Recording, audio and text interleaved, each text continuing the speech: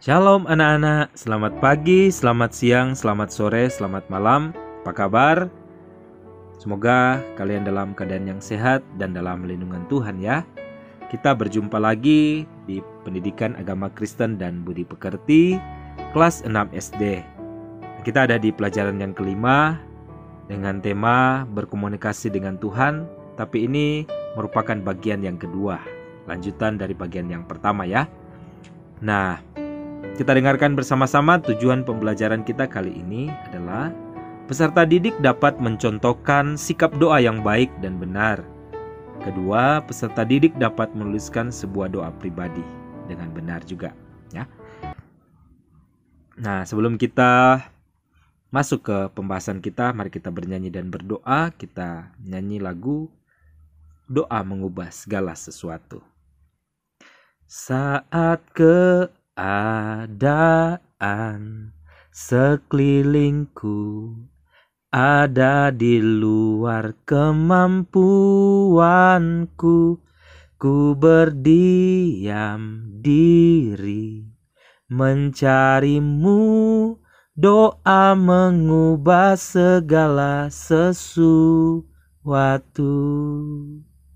Saat kenyataan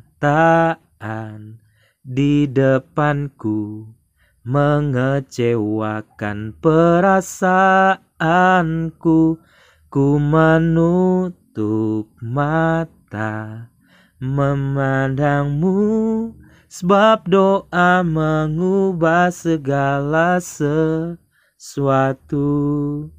Doa orang benar bila didoakan dengan yakin besar kuasanya, dan tiap doa yang lahir dari iman berkuasa menyelamatkan. Seperti mata air di tanganmu mengalir kemanapun kau mau, tiada yang mustahil di matamu. Doa mengubah segala sesuatu. Mari kita berdoa. Bapa kami yang di surga, kami bersyukur untuk kebaikan-Mu dalam hidup kami. Saat ini kami akan belajar, Tuhan tolong, Tuhan berikan hikmat bagi kami, supaya kami dapat mengerti dan memahami setiap pelajaran yang akan dipelajari saat ini. Terima kasih Tuhan, dalam nama Tuhan Yesus kami berdoa. Amin. Anak-anak, kita masuk dalam pembahasan kita, yaitu sikap berdoa dalam kekristenan. Kekristenan memang unik. Alkitab tidak mengharuskan sebuah cara tertentu tentang sikap berdoa. Akan tetapi tidak berarti kita menjadi bebas tanpa arah atau tidak mengatur doa itu sendiri. Karena itu, ada beberapa hal penting yang kamu perlu ketahui tentang sikap berdoa dalam kekristenan. Apa saja itu? Yang pertama, hendaklah kamu tidak memamerkan sikapmu berdoa di tempat umum untuk tujuan menonjolkan diri atau agar terlihat saleh. Sebagai pembanding, Yesus Kristus dalam teks Matius 6 ayat 6 mengingatkan kita dengan berkata, "Tetapi jika engkau berdoa, masuklah ke dalam kamarmu, tutuplah pintu dan berdoalah kepada Bapamu yang ada di tempat tersembunyi. Maka Bapamu yang melihat yang tersembunyi akan membalasnya kepadamu." Bagaimana jika kita berdoa makan di restoran atau rumah makan? Cukuplah berdoa dalam hati sambil mengucap syukur. Tidak perlu berdoa dengan suara yang keras atau lantang sehingga menyita perhatian orang lain. Ingatlah bahwa Tuhan melihat hati dan bukan rupa atau wajah orang yang berdoa. Yang kedua, hendaklah kita rendah hati di hadapan Tuhan ketika berdoa. Ketika berkata-kata dalam berdoa, sebaiknya tidak perlu menonjolkan diri atau memuji-muji diri kepada Tuhan. Tuhan mengetahui kamu sepenuhnya. Karena itu tanpa memuji diri pun Tuhan mengetahui kebaikan-kebaikanmu. Atau hal-hal apa saja yang sudah kamu lakukan sebagai seorang yang percaya kepada Tuhan Yesus Kristus. Kamu tentu masih ingat cerita tentang seorang Farisi dan pemungut cukai yang berdoa di rumah ibadat. Kita bisa baca dalam Lukas 18 ayat 9-14. Ternyata Tuhan lebih mendengar doa si pemungut cukai yang merendahkan hatinya dengan mengakui keberdosaannya dibandingkan doa orang Farisi tersebut yang hidupnya dipenuhi dengan kesalehan. Karena itu, tidak perlu menyombongkan diri dalam berdoa. Yang ketiga, tekunlah berdoa. Tetapi bukan berdoa yang berulang-ulang. Berdoa secara tekun tidak sama dengan berdoa berulang-ulang atau bertele-tele. Berdoa secara tekun maksudnya kita tetap berdoa baik dalam keadaan senang maupun susah. Berdoa berulang-ulang sama dengan doa yang bertele-tele. Tidak jelas arah dan tujuannya, sehingga orang yang ikut mendengar dan berdoa bersama pun tidak mengerti maksud doa yang disampaikan kepada Tuhan. Kita diminta tekun berdoa agar selalu ingat kepada Tuhan dan tidak mudah jatuh ke dalam pencobaan. Dengan tekun berdoa, Tuhan terasa dekat di dalam hidup kita dan tidak pernah meninggalkan kita dalam keadaan apapun.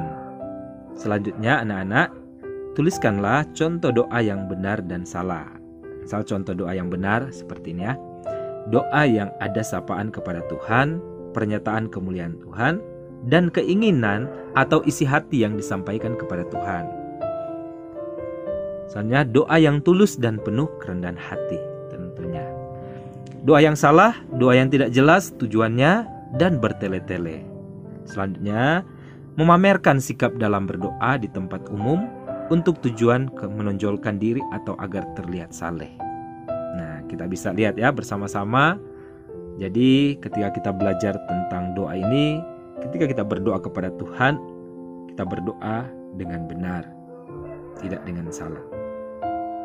Nah, anak-anak, yang keempat, dalam Alkitab ada beberapa contoh sikap badan dalam berdoa.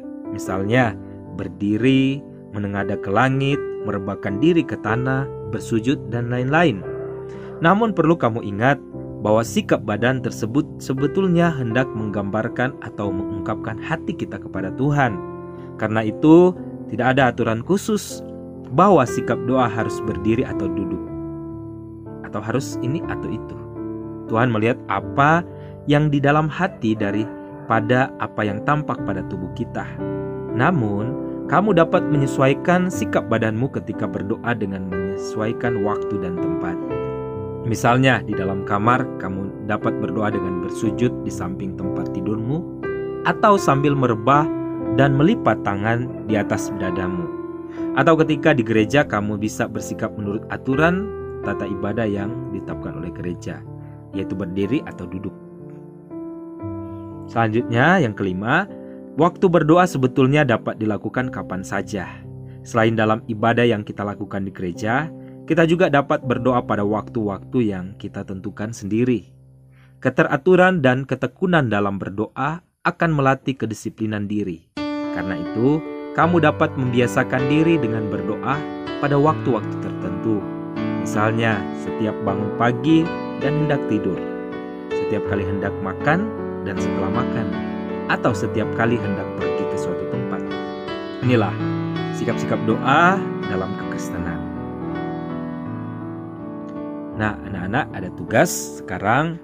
Tuliskanlah doamu kepada Tuhan yang memuat 3 unsur yang dibahas dalam penjelasan Alkitab sebelumnya. Ada sapaan kepada Tuhan, pernyataan kemuliaan Tuhan, dan keinginan atau isi hati yang kamu sampaikan kepada Tuhan. Setelah selesai, serahkan tugas tersebut kepada guru ya. Nah, anak-anak, di sini Pak Guru akan memberikan contoh doa pribadi ya. Bapa di surga, Bapa yang sangat baik dan mengasihi saya, segala puji, hormat, dan kemuliaan saya persembahkan kepadamu Bapa.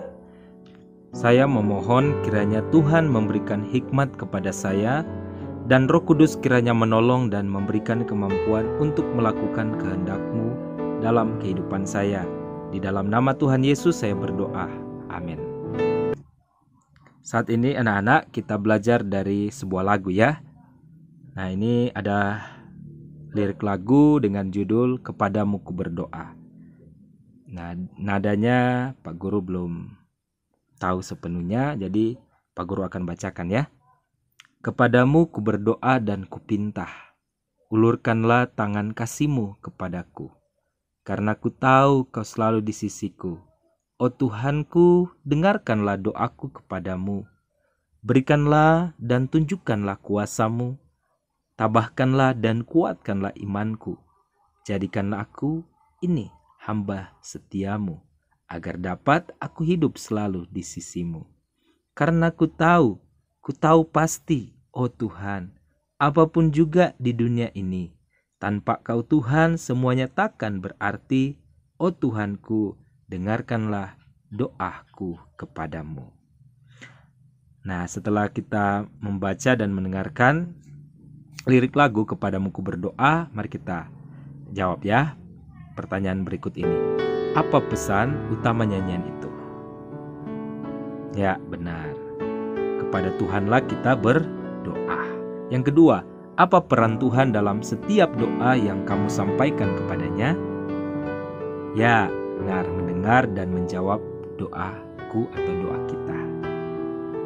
Nah, anak-anak, bagi kesimpulan, doa adalah sarana komunikasi kita dengan Tuhan, dan Tuhan memberikan sarana itu gratis. Karena kita dapat menggunakan itu dalam setiap kehidupan kita dan menjadikan doa itu sebagai hal yang utama dalam kehidupan kita, sama seperti nafas hidup. Dan percayalah, Tuhan mendengar dan menjawab doa kita menurut kebutuhan dan kasih sayang Tuhan kepada kita. Oleh karena itu, marilah kita jadikan doa sebagai gaya hidup kita sebagai orang yang percaya kepada Tuhan.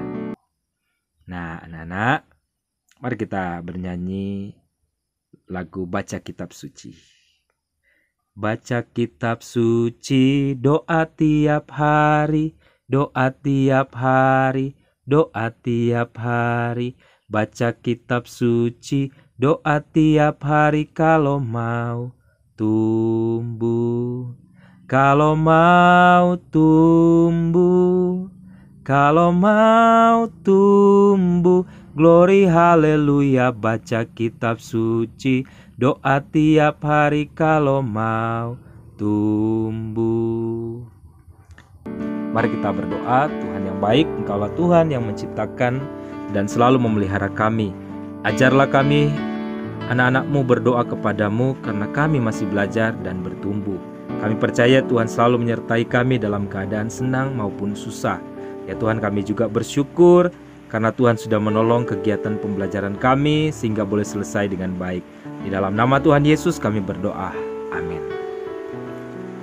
Nah, demikian untuk pembahasan kita kali ini berkaitan dengan berkomunikasi dengan Tuhan. Tetap semangat ya belajar dan tetap jaga kesehatan. Terima kasih, Tuhan memberkati. Shalom.